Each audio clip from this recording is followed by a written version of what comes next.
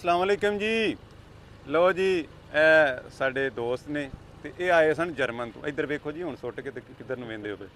ਇਹ ਜਰਮਨ ਤੋਂ ਆਏ ਹਨ ਤੇ ਇਹਨਾਂ ਨੂੰ ਆਂਦੇ ਹਨ ਮੈਂ ਪੈਲੀਆਂ ਵੇਖਣੀਆਂ ਨੇ ਤੇ ਪੈਲੀ ਵਿਖਾਣ ਆਏ। ਇਹ ਵੇਖੋ ਗੱਡੀ ਕਿੰਨੀ ਸਲਿੱਪ ਹੋ ਕੇ ਨਾ ਤੇ ਪਰਾਂ ਟੁਰ ਗਈ ਏ। ਇਹ ਰਕਸ਼ੇ ਨੂੰ ਰਾਹ ਦੇਣ ਲੱਗੇ ਹਾਂ। ਇੰਨੀ ਗੱਡੀ ਕਦੀ ਸਲਿੱਪ ਨਹੀਂ ਹੋਈ ਆ। ਕਰੀਬ ਆ ਕੇ ਵਿਖਾਓ ਜੀ।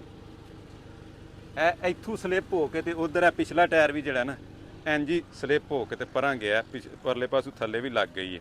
ਤੇ ਭਾਈ ਜੀ ਵੇਖ ਲਈਆਂ ਨੇ ਪੈਲੀਆਂ ਕਿ ਹੋਰ ਵੇਖਣੀਆਂ ਜੀ? सही हो गया। सही हो गया? हाँ, ऐसा तो ही हो गया? ये तो नहीं सही हो गया है। हाँ कैसे करा जाए? ਇਹਨੂੰ ਤਾਂ ਮੈਨੂੰ ਲੱਗਦਾ ਉਰਦੂ ਵੀ ਨਹੀਂ ਸਹੀ ਬੋਲਣੀ ਆਉਂਦੀ। ਅੱਛਾ ਆਂਦਾ ਸਹੀ ਹੋ ਗਿਆ। ਉਹ ਸਾਡੀ ਜਾਨ ਤੇ ਬਣੀ ਤੇਰੇ ਵਾਸਤੇ ਸਹੀ ਹੋ ਗਿਆ ਹੈ।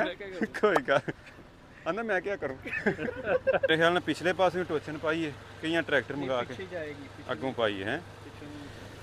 ਵੇਖੋ ਹਿੱਸਾ ਲੱਗ ਗਿਆ ਥੱਲੇ। ਇਹ ਡਰਾਈਵਰ ਵੀ ਮੈਂ ਹੀ ਸਾਂ ਜੀ। ਇਹ ਨਹੀਂ ਕਿ ਕੋਈ ਹੋਰ ਲੜਕਾ ਚਲਾਉਂਦਾ ਹੀ ਪਿਆ ਤੇ ਕੋਈ ਗਲਤੀ ਹੋ ਗਈ, ਲੇਕਿਨ ਤੰਗ ਰਸਤੇ ਦੀ ਵਜ੍ਹਾ ਨਾਲ ਨਾ ਹੋ ਜਾਂਦਾ ਕਦੀ ਕਦੀ ਮਾਮਲਾ ਤੇ ਐਸੇ। ਉਹ ਤੇ ਗੱਡੀ ਖਿਲਾਰ ਲੈਂਦੇ ਨਾ ਤੁਸੀਂ। ਹਾਂ ਹਾਂ ਤੇ ਰਕਸ਼ੇ ਵਾਲੇ ਨੂੰ ਖਿਲਾਰ ਕੇ ਰਸਤਾ ਦਿੰਦੇ ਕਿ ਇਹ ਪਿੱਛੇ ਨੂੰ ਕਰ ਲੈਂਦਾ ਤੇ ਪਿੱਛਾ ਮੈਂ ਕਿੱਥੇ ਪਿੱਛੇ ਜਾ ਕੇ ਕਿਤੇ ਇੱਕ ਸਾਈਡ ਤੇ ਕਿਤੇ ਕਰ ਲੈਂਦਾ ਜਾਂ ਇਹਦੀ ਗੱਡੀ ਥੋੜੀ